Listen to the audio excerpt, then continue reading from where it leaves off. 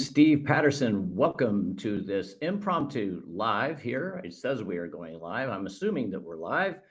I'm joined as usual by my brother Troy. We are the Gen X Transplant Brothers. That's the playlist here on my channel. We've been doing a lot of that lately, and we just wanted to stop by tonight and do a quick live. We just got done recording a segment that we're going to be posting here later, but we have some big news. And Troy, before I get going, how are you doing today?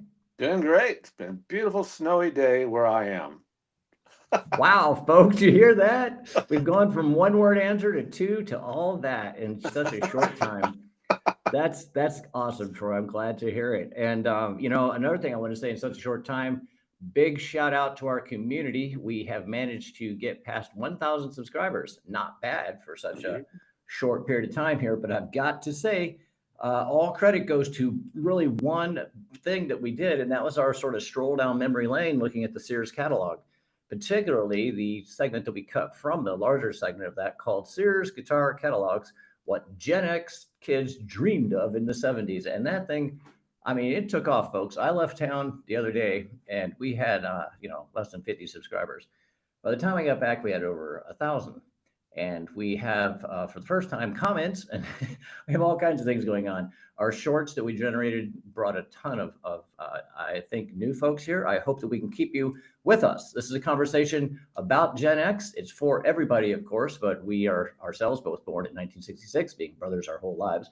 And we'd like to talk about those days. Not so much that we reminisce for the past and blame the future or hate today. We just like calling it how good it was back in those days. So with that, thank you to our new community out there, the Gen X Transplant Brother community, as we're going to say.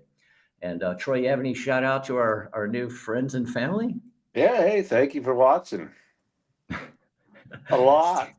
A lot. Troy's building, as I've mentioned before, I just sort of randomly invited Troy into this process. I have a little bit of experience. I had a sports broadcast for a long time on Sirius Satellite decades ago. I'm a man of few words as well. Right, exactly. Just wait. You'll see how that goes. All right, but what I wanted to do here real fast, folks, is to take a look at this because we did have 6 comments, and I've been saying we're going to reply to some comments. We might as well do that right now in this live format. So the first one I want to look at here, I think it's pretty funny. We do have a brother, Greg, who was born a couple of years before us. He's actually Troy's brother. Troy and I are stepbrothers. And so he's my other stepbrother, Greg. And the 3 of us largely grew up, but Troy and I were a little younger, so things just sort of happened the way they did. But Greg is a drummer, and he's been a drummer, and he's probably, of the 3 of us, the most polished, best musician, by far. I mean, he's done studio work. He treats his drum set like Troy treats his model trains, and I treat coming up with things to build on the internet. I mean, it's just like such minutia, and but it's funny though, because we've mentioned him a couple of times, and when we were looking through the catalog, we were talking about the price of the drum set that here, and it said that it's like $299. We were talking about that. And Troy, you had that line that I thought was pretty funny because the following year they took away one of the cymbals, and you said at parents' request. Yeah. Oh yeah. I think we got a comment about that. I might have just blown somebody's cover, but anyway, that might have been a comment on a short. But here's the ones that we had from the actual video. The one that I'm getting at with this Greg conversation was we have my brother's name is Greg and he's a drummer. so all right. So Gabe Kohler, glad to hear it. Maybe we get all of us on, all 5 of us. Gabe, if you're Gen X and your brother's Gen X, we get Greg the drummer, and all of us, we can talk about having brothers play drums. We don't know. It could be the same Greg. Maybe Gabe's our brother and we don't know. Hi, Gabe. Straight to Gabe. How's it going, man? Brother Gabe. Christmas is right around the corner. That's cool. Thanks, Gabe. That's great, Gabe. So anyway, that's awesome. Thanks for your comment. And then Robbie Johnson here, he says that he had a Tobacco Burst Strat copy. So there you go. The Tobacco Sunburst is what I had on that first Memphis that I had guitar.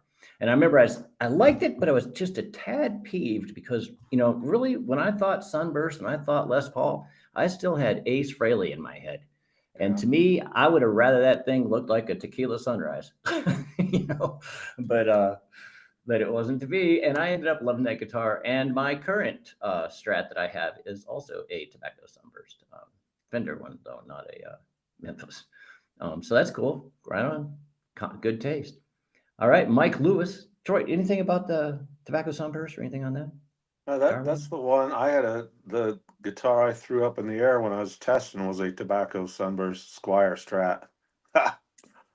You recall that from the we're talking about Went up. Right. We're Strap talking lock about didn't building. work. Troy, tell the story again, so I have to repeat. It's in an earlier video. So what happened? Okay, well, get the strap locks on, and this guy from Saxon, I saw him in concert, and he'd throw his guitar up, and it's supposed to go around his neck, then be right here, and he'd start playing again. I saw him do that, and I'm going to try that when I get home. So I went to the backyard to try it, and I threw it up, and the strap lock broke, and it just went straight up in the air and came back down and crack. No more Strat. and you did fix the neck or something like that, you said, right? Yeah, I did. I got a different neck for it. Yeah, but that doesn't ever, I mean, that's it. Once that happens, Nope. I'm sure, of course, somebody out there said, well, I did. That's congratulations. Okay, now we have Mattman69.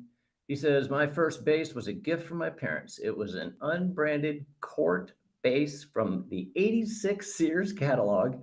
It had power sound pickups. They paid $219.99, and then adjusted for inflation. That's about $650 today. Yeah, I mean that's exactly right.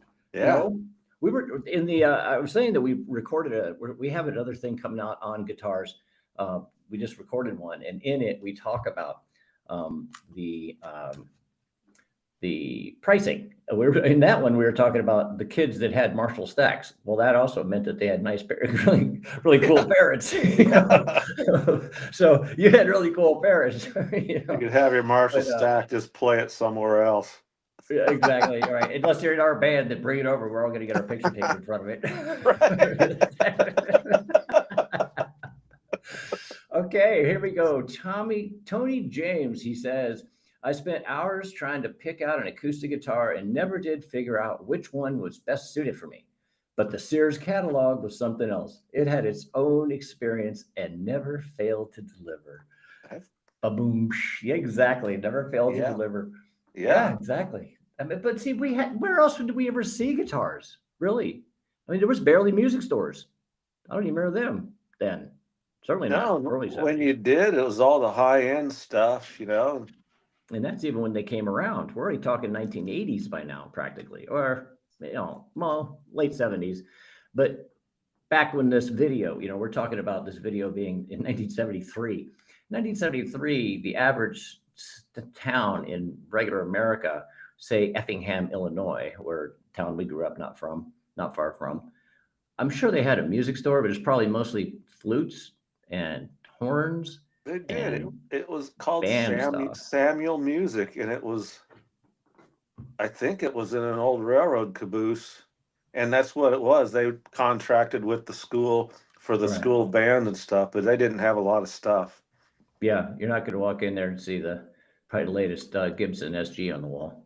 Right, and maybe you like Jethro Tull and you want to play flute, hey? Hey, there you go. Just head to Effingham in 1972. They got it for you. Okay. Thanks, Tony. And thanks, Matt and Mike and Robbie, if I haven't said so. So Professor C, 213. In the late 1960s, I was a child. We were children then too, and still are. Just kidding. In the late 1960s, I was a child. I would drool over the guitars and amps in the Sears catalog. Thank you for bringing back the great memories. That's exactly. Thank you for that comment. That's exactly what I want us to do, is bring back great memories without, blaming today. Oh my God, it's different time, man. Different time. We loved it. It was great. And, but yeah, I mean, look, you're doing it late 60s, so you're a little bit before us. I'd love to get some more comments if you like. We looked at the cover of the 66 one. I was unable to see inside it. I can only find the cover. But I would love to see the 1968 Sears catalog and see, what would have been in there. Yeah, that'd be awesome. Yeah. Or hell, the 1955. They had them. That's one thing we didn't do. For those that watched, we never answered the question, whatever happened to the Sears catalog. That's the name of the main feature. we got distracted on that. Troy, let's pick up a little bit on that since we have a few minutes here, and this is a live, so it's not like we have to worry about content time. Somebody wants to watch it, they can watch it.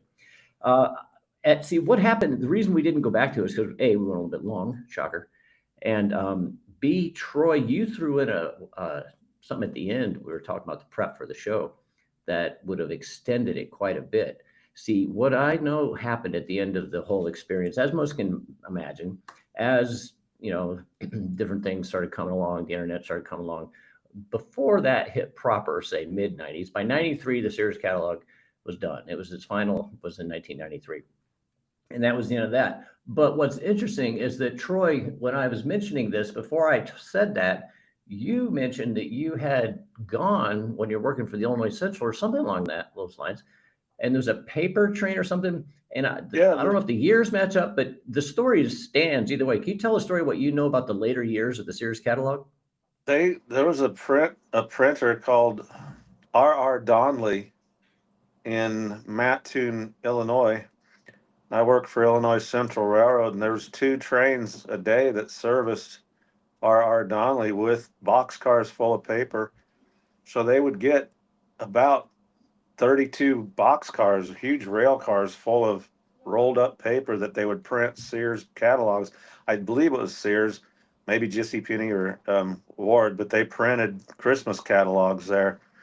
And I mean, they once in 93, early 90s, that started disappearing, but they still made junk mail. But I think that business is out now, but that was their sole bread and butter, was printing Sears catalogs.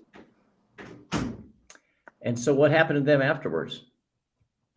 Well, the internet came out in, I believe, 95. And the last time I remember going into R.R. Donnelly was 2006. And I think they had folded shortly after that, because, paperless world didn't need any more paper. So they went out of business. But they were a huge business. But then what happened with the train car with paper? And what happened to the paper after that? When the company making the paper could no longer sell it to them, what'd they do with the paper? I don't know. Well, you said something about they went into making junk mail. Yes, they went into making junk mail after the catalogs went out of business. And I mean, I still get junk mail in the snail mail in my mailbox today. But it was the paper vendor. Since the paper vendor can no longer sell to Sears, they then somehow got involved in that. So it's interesting. So it went from catalogs to junk mail to spam. So Sears catalog is the OG spam. Yeah, yeah. In slow form, back when it was snail mail. Right? Yeah. It'll be here soon, friend. It'll be here soon. Trust us. Through snow and wind and ice, whatever. But all right, well, that's going to be about it. We don't have a lot really for tonight. We just want to really stop by and just say thank you to all the people that are subscribed. We will be back this week with a couple of lives. I will post on the front page. That's down below. Well, if you're on the front page, it's down below. On the front page of our channel, where the posts are, I'll link information about that a day or so ahead. And so stay in touch. And thanks again. And Troy, anything else? Marshall, you're going to have to watch the video coming out to get that. But until next time, Gen X friends and family and all generations. Until next time, we'll take care and we'll see you then. Man. Bye. Okay, I got to go. All right.